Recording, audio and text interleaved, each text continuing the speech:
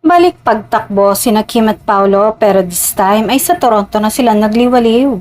Sa kabila ng malamig na panahon sa nasabing lungsod, game na game pa rin ang dalawa sa kanilang bonding activity na agad namang ikinatuwa ng kanilang fans.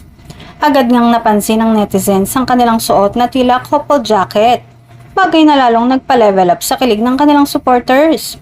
Ayon sa fans, kahit malamig sa Toronto, ramdam pa rin ang init ng samahan ng dalawa lalo na't magkatabi silang tumatakbo sa viral video na kumalat online. Hindi tuloy napigilan ng fans na magbigay ng kani-kanilang reaksyon. May nagsabing required pala ang couple jacket pag tumatakbo, habang ang iba naman ay kinilig sa kanilang pagiging twinning.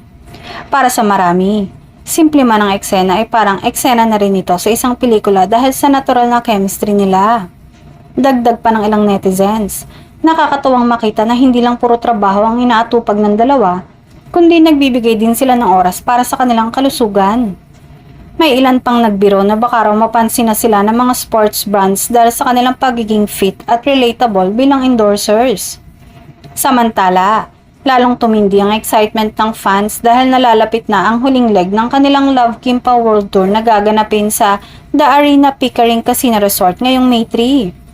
Inaasahan na naman ang dagsa ng mga Pinoy fans na sabik makita ang kanilang iniidolong tambalan. Sa pagdating pa lamang ni Kim at Paolo sa Toronto mula Edmonton, dagsa na agad ang sumalubong sa kanila. Nagpasalamat pa ang dalawa sa mainit na pagtanggap ng kanilang supporters.